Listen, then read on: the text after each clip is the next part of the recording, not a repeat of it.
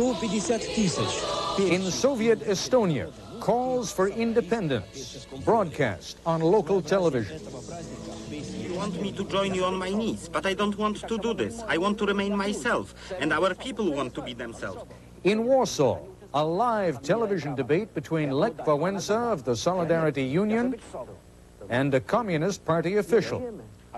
Something is happening behind the Iron Curtain, but with what impact and how long will it last? Good evening, I'm Ted Koppel, and this is Nightline. Our focus tonight, television in the communist world. Is it taking on a new role? Our guests, a Solidarity spokesman from Warsaw, Soviet commentator Vladimir Pozna, and an American scholar who specializes in studying Soviet Bloc TV. This is ABC News Nightline. Reporting from Washington, Ted Koppel. In comparable terms, which is to say in the context of television, it was right up there with Roots, the Super Bowl, and the U.S. presidential debates. When Lech Wałęsa confronted the leader of Poland's communist trade union movement on live television tonight, 17 million Poles out of a population of 38 million were watching. It was the biggest audience ever for an event on Polish television. The reason isn't difficult to fathom. It was a very different kind of television fare in what is normally a painfully one-sided society. But as Don Clanstrup tells us, it wasn't the first sign that in the communist world, the part that's being played by television may be changing.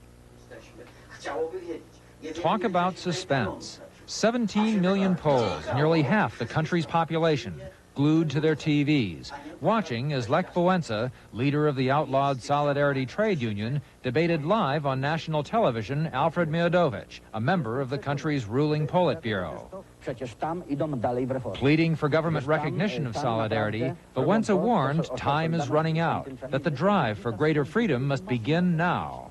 This Stalinist system cannot be sustained. What do we learn from modern technology? We need variety, the best solutions, the most accurate decisions, variation. Mr. Wałęsa, you can see that we're going in that direction, despite the lack of pluralism. But sir, you're going step by step on foot, when the world is driving in cars. If you keep going like that, we'll have results in 200 or 300 years. But we're going to get into that car. Not in our time, not at that speed. We can speed up. Poland is capable of going faster. Exactly. That's what's needed. But together. But if you have a monopoly and I don't have a right to live, excuse me, then I'm not taking part because you don't give me the right to take part. And I'm giving you the right. I want you to be strong. You want me to come to you on my knees. I don't want to do that. I want to be myself. And that's true of our people. They want to be themselves.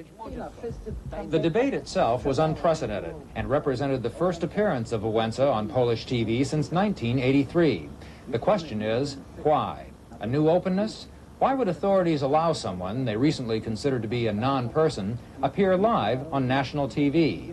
Because, well, it's like breaking rules, I wouldn't say rules, but, well, the present-day practice for the first time. So everybody is expecting a lot out of it. Wałęsa's supporters claimed victory after the debate and cheered, following what officials said was the most watched event in the nation's history. While questions about the future of solidarity remain, one thing is clear.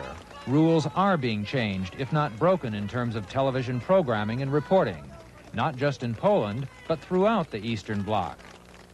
In Yugoslavia, for instance, whose population has the greatest ethnic diversity in Eastern Europe, where rivalries between Serbs and Albanians have flared. In the Soviet republics of Armenia and Azerbaijan, where political differences have provoked massive demonstrations and scores of deaths. In the Baltic states of Latvia, Lithuania, and Estonia, where people are taking Soviet leader Gorbachev at his word and speaking out, demanding more freedom and greater independence from Moscow. Though Mr. Gorbachev has made it emphatically clear things may be going too far, the bottom line is that people, especially in the Baltics, are seeing things on their television screens that they never saw before. We try to cover the material more adequately, what really is going on. We're not broadcasting them as things in the state we want them to be. but in the states in which they actually are. But that's Estonian TV. Few of these pictures have ever been shown nationally on Vremya, the government network. In the Baltic states, the situation is tricky. Again, it has to do with the visibility of that little region in the world arena, and with the fact that the Soviets really need the economy of the Baltic states to keep them going. So they're treating it much nicer. So riots are benignly referred to as troubles or ignored altogether. Mass protests are dismissed as minor disturbances involving a few hooligans. Earlier this month, as television watchers in the Baltics were seeing these pictures, viewers in the rest of the country were looking at film that was 1 year old because authorities in Moscow decided slogans and certain banners were not fit to broadcast. It's a feeling of being afraid of something. A feeling of being afraid of everything new, of everything that you've not get used to.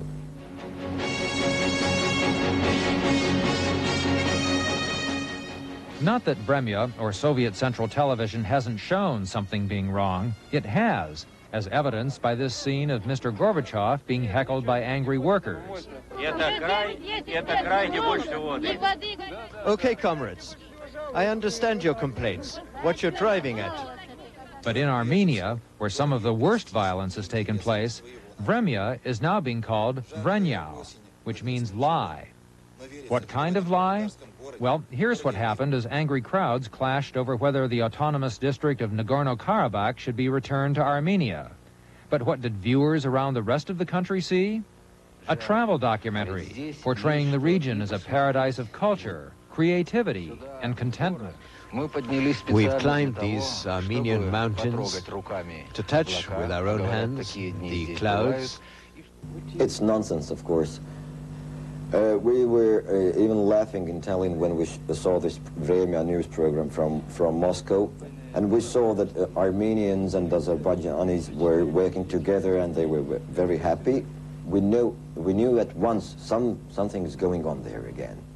But in a longer view, interpreting TV images in the Soviet bloc is never easy. Was Lech Wałęsa's appearance on Polish TV tonight a sign of new openness? Or was it, as some think, subtle manipulation by authorities? It is an attempt just to prove that things are going right way, that something is changing, that the promises of change are really respected, and that now, please, all people could be good guys and work as you are asked to do. There are those who would consider that a happy ending, but far more worry how it will really end.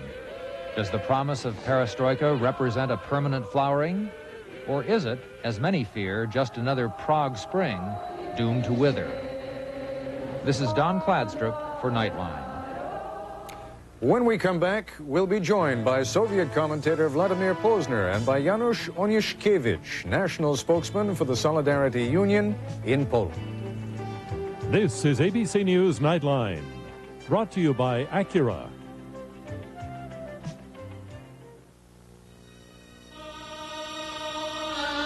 When you race Formula One cars at speeds exceeding 200 miles an hour, you're bound to gain a great deal of valuable information about engine technology. You might expect us to keep information like that under lock and key. But we prefer to keep it someplace a little more accessible. The Acura Integra Sports Sedan. Every year I say I'm going to do something about next year's taxes, and every year I don't. Well, I finally did it, and I feel great. I invested in Nuveen. Nuveen income is free of federal tax. With Nuveen, I keep what I earn. So while you can do something about next year's taxes, call Nuveen today. It's not what you earn, it's what you keep. For information on Nuveen tax-free investments, call your broker or financial advisor or 800-524-6500. Friday only, 10 to 10 only. It's the Circuit City 12-hour sale. Friday only. Time counts down with savings in every department. like this sharp 13-inch color TV, now a low $149.97. And this AT&T compact digital phone answering device, just $59.97. Hurry, Friday only. Time flies. The Circuit City 12-hour sale. Friday only, 10 to 10 only. The Gentleman's Gift Sale at Kastner Knott. Brands he appreciates at prices you'll love. Colorful Jansen sweaters, practical Aris isotoner gloves, Hager and Palm Beach suits. It's all on sale. Totes for inclement weather, quality Agner shirts and Jamar slacks. He'll be impressed. Special clothes for the big and tall men on your list. For casual wear, Levi's and Levi Dockers can't be beat. The Gentleman's Gift Sale at Kastner Knott.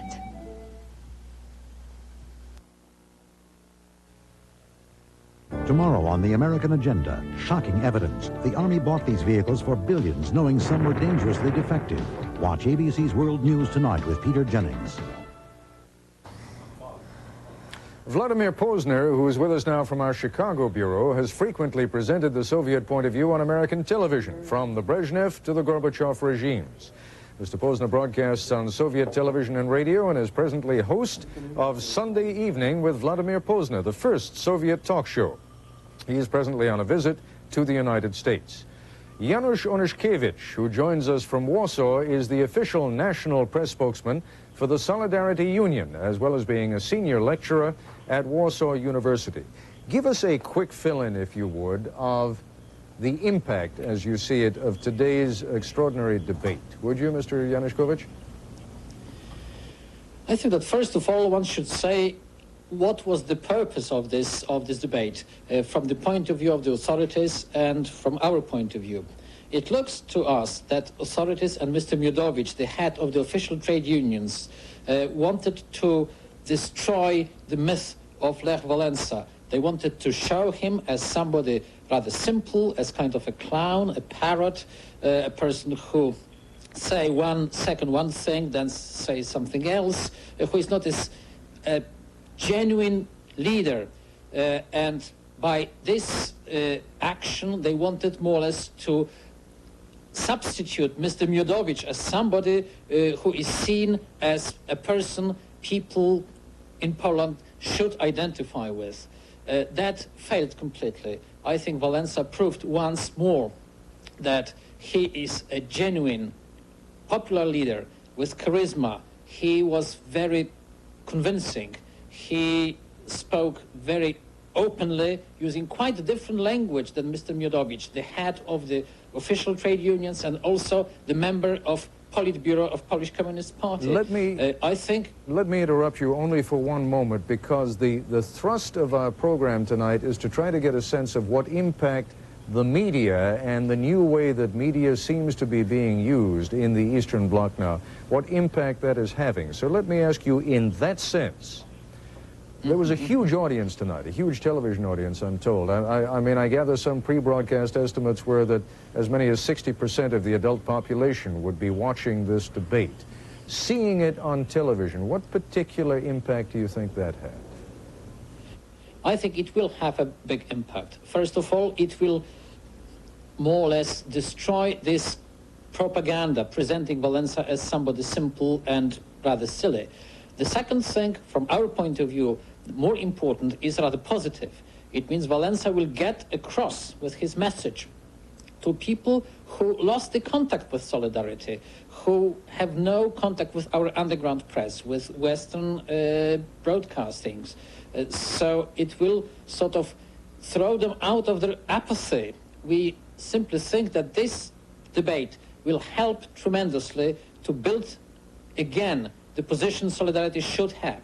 Quick question, and if you would, quick answer. If indeed the purpose of the Polish government was to use this as a means of, as you suggest, discrediting Lech Wałęsa, and if the impact, as you assess it, is exactly the opposite, will this be the first and last time that this kind of thing happens? It might be so. Vladimir Posner, put this into the larger context of what seems to be happening now in what, for simplicity's sake, I'll refer to as the Soviet bloc. Is, for example, what happened in Poland this evening, this debate. Is that a natural consequence of the policy of Perestroika, the policy of glasnost?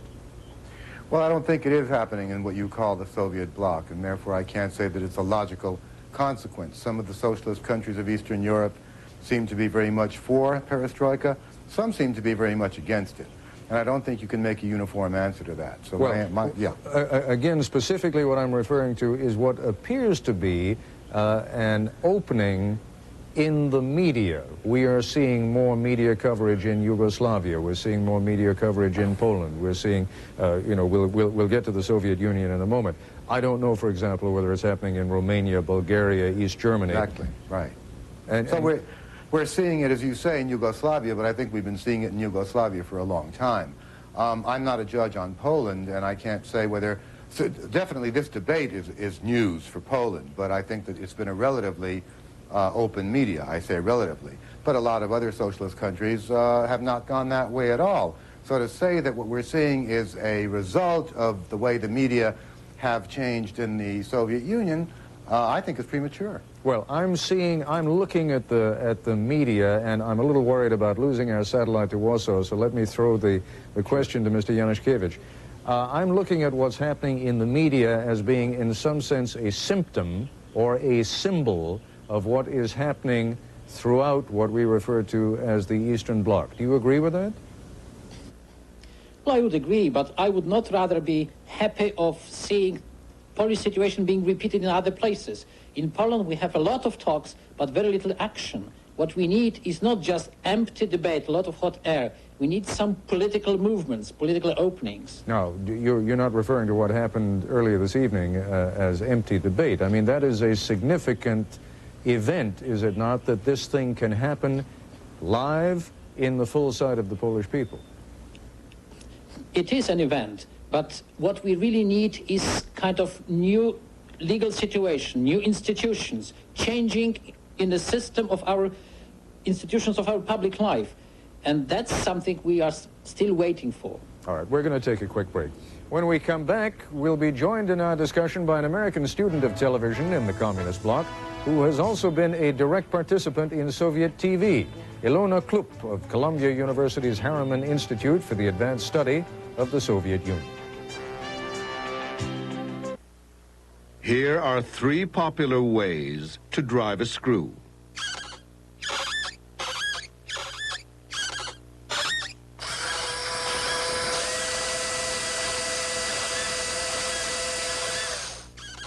We can only take credit for 2 of them.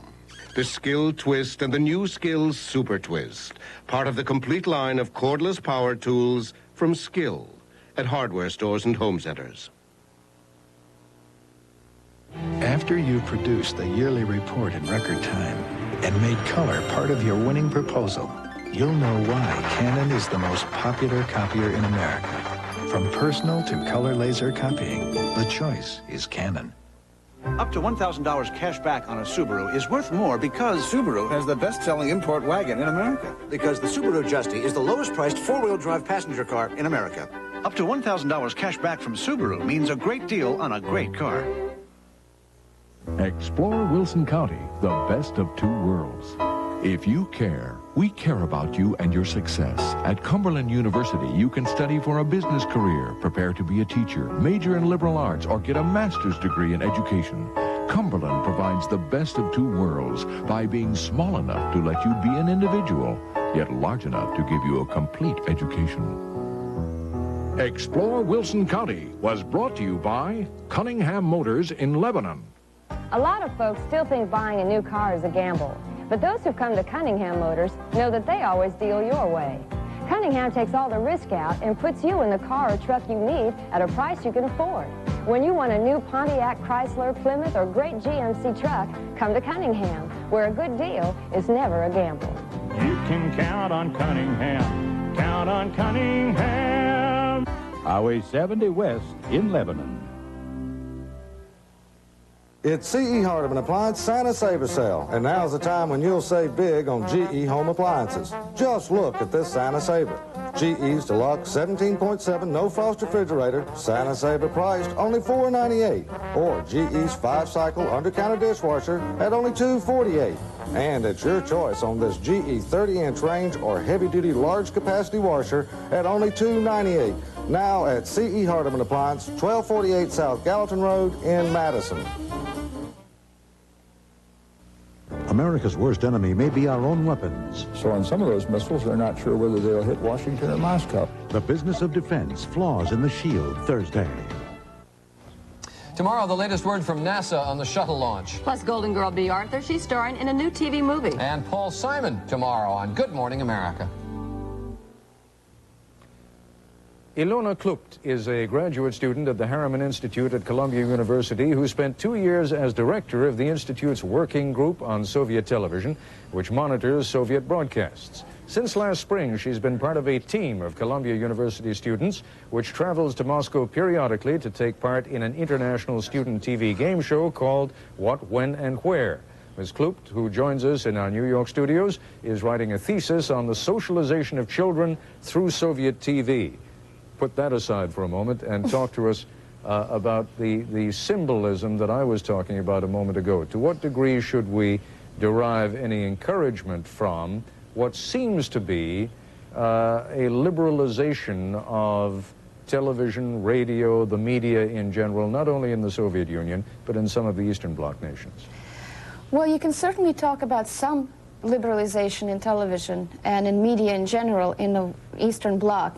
However, we should proceed with caution when we say liberalization, because the coverage of the events in Poland and in Yugoslavia have followed very different paths and for very good reasons. For instance, Poland was covered earlier for instance, in July when the uprisings in Gdansk just began, as workers rioting, workers being saboteurs, workers being provocateurs, showing very low socialist consciousness, which in Soviet jargon means someone expressing an anti-socialist opinion about their government and the state. Ms. Klupt, let me interrupt you for a moment. Yes. Are you reading from notes or something? No, I'm not. Oh, okay. Well, just look in this direction if you sure. would. Part of what I'm tremendously interested in right now is the differing television coverage within the Soviet Union itself. For example, in some of the Baltic states, regional television there is showing one thing, national television back in, from Moscow is showing something else again. Talk about that for a moment. All right. What happens in the Baltic states is very interesting. Regional television in the Baltic states is right now under a very heavy influence of what is called the National Front. The National Front is groups in both Lithuania, Estonia, and Latvia, of people who are very much in support of separatism from the Soviet government. They have expressed very strong opinions about separate economic, social, and political expression of the Baltics. Their television expresses the same opinion. Soviet coverage of these events, however, is quite different. The national fronts are not being called national fronts, but are being called fronts of liberalization and perestroika. And that's quite interesting, because they're not. Let me talk to Vladimir Posner for a moment about that. Vladimir, to what degree, then, are we going to continue to see that dichotomy, or are those regional television programs going to have to be brought into line eventually with what national television is showing? Well, definitely, I would like to see that difference exist. I think that people should have a choice of watching their own local television and national television, and there should be differences of opinion. And I think that's a very healthy thing. What is happening today on national, or rather regional television in the Baltics, in my opinion, in some cases, is not too healthy, because it sometimes is extremist, and sometimes is even chauvinistic. And I think that's always danger, regardless of the reasons for it. But I would think that a difference in broadcast is healthy. And I have to say that on Soviet television, we call the National Front the National Front. We do not call it something different. Why do you think it is, Vladimir, and if you could give me a relatively quick answer on this, I'd be grateful. Why do you think it is that much of what is being shown, for example, in Estonia, is not being shown? There is a much reduced version, a much edited version of what's being shown on that television that is being shown on national TV out of Moscow. First of all, everything that's being shown on national television in Estonia is in Estonian. It's not in Russian. And it's being shown from a purely Estonian viewpoint. National television is giving bits of that and giving a different viewpoint. I think there's a clear reason for it, which doesn't even have to be explained. All right, we'll come back to it, and maybe you'll explain a little more of it anyway when we continue our discussion in a moment. look at me back in the 60s, working up a sweat. Oh, and that's how I used to pump iron. Not today. Today we're exercising more and eating less red meat. But red meat is a great source of iron. Only Kellogg's Bran Flakes has high fiber and 100% of the iron recommended today. So now I pump a little iron outside and inside. You know, I haven't felt this good since I burned that bathing suit. Kellogg's Bran Flakes. Wrap gifts with Scotch tape. A 4-roll pack is just $1.44, and Fisker's scissors, this 2-piece gift box set is just $6.88. Hey, lots of good stuff here. All over. You can't miss it. Hey, let me tell you, Ace is a place for me. For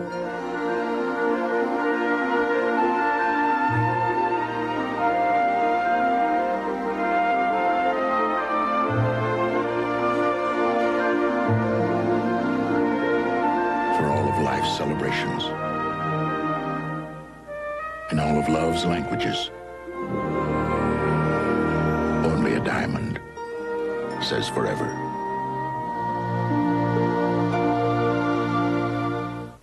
There's one place you'll find this Craftsman cordless drill for only $26.99 on sale. And all these other cordless gifts on sale. They're America's first choice in tools.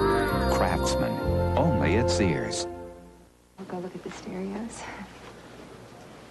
I could have bought a better TV. Oh, come on, dear. We came to see a stereo. I could have bought a better TV. Well, the department store didn't have that one. I could have bought a better TV. For less. For less! Should have gone to Circuit City. With Circuit City's vast selection of brand name audio, video, and appliances, and guaranteed low prices, you'll never be sorry. Could have bought a better TV. Finally, there's an intelligent choice. Circuit City. Continuing our discussion now with Vladimir Posner and Ilona Klup. Ms. Klup, do you accept what Vladimir Posner was saying before, that the reason there is such an abbreviated, edited version of what's going on in Estonia, for example, is simply A, the one is in the Estonian language, and I'm not quite sure what the B was, but go ahead.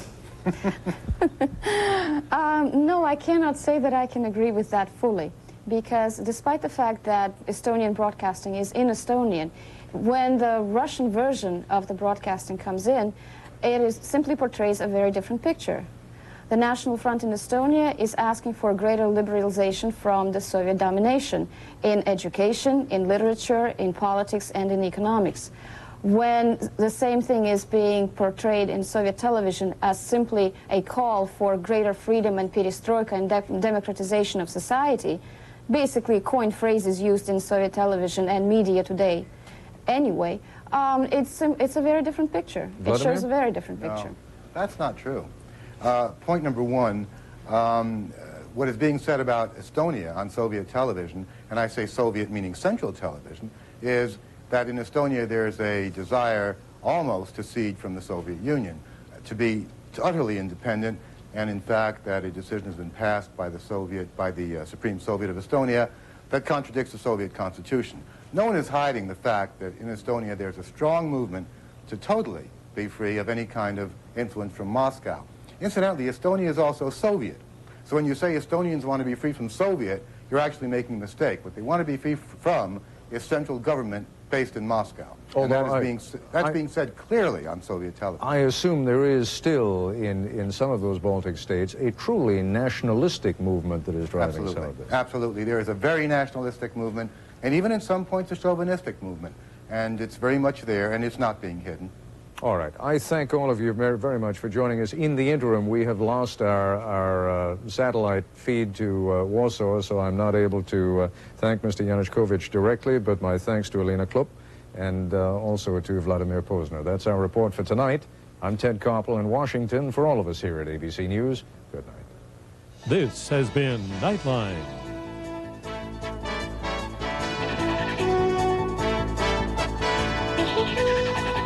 This has been a presentation of ABC News, where more Americans get their news than from any other source.